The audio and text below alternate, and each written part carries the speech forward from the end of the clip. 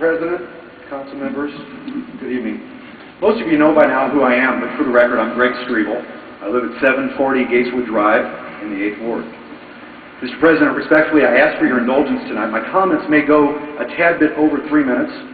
The city and council members deserve to hear what I have to say uninterrupted. I also expect the council not to allow my remarks to be edited out of the tape broadcast on Florissant Channel 10. Tonight I'm commenting on the election last Tuesday and the campaign leading up to it, in particular the 8th Ward race. So far, the unofficial results show Mr. Schmidt with 400 votes and myself with 392.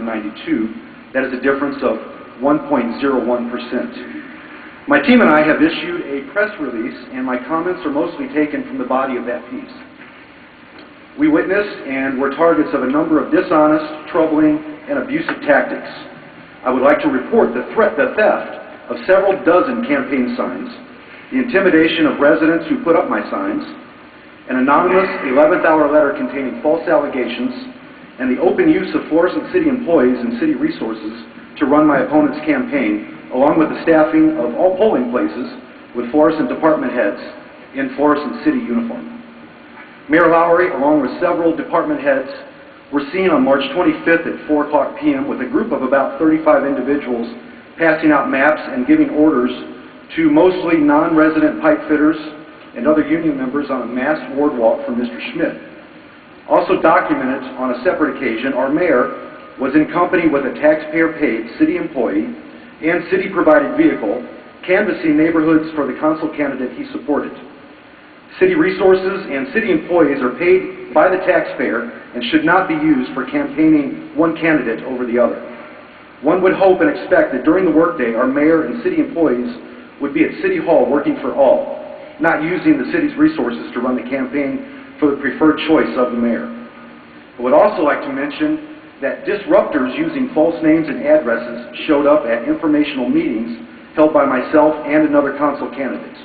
These disruptors quoted misinformation and lied to all of us. At least one of these disruptors on election day were staffing the polling places, handing out flyers for my opponent. After they were correctly identified, we found that one currently sits on one of our city's boards.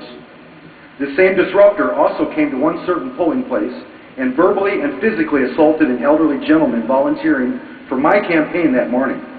By the time this incident made its way through City Hall, the story had been turned around and the Florissant Police Department appeared to have been told that this senior citizen had been the aggressor and he had to leave. Our witnesses tell us otherwise. In addition, other city employees, including our city judges, were also highly visible working for Mr. Schmidt at the polls.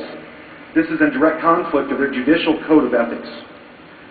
There was an anonymous letter sent to all 8th Ward residents via first-class mail, delivered without a return address, 3 days before the election, falsely claiming that I had not paid my 2007 real estate taxes on property that is not even in the city of Florissant. This letter contained 5 illegible signatures calling themselves the concerned citizens of Ward 8.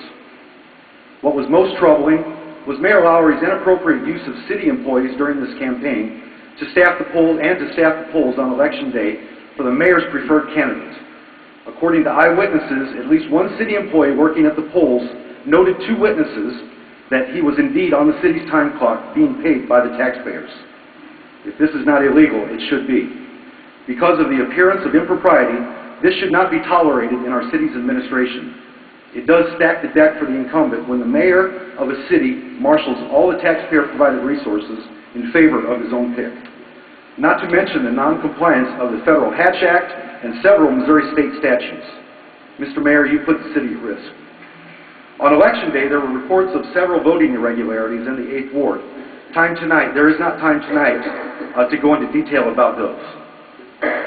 Unfortunately, due to these circumstances noted above, the validity of Mr. Schmidt's very narrow victory is now cast into doubt. This particular election is now tainted with questions of integrity and ethics. I, for one, would not want to claim victory with that kind of uncertainty over my head.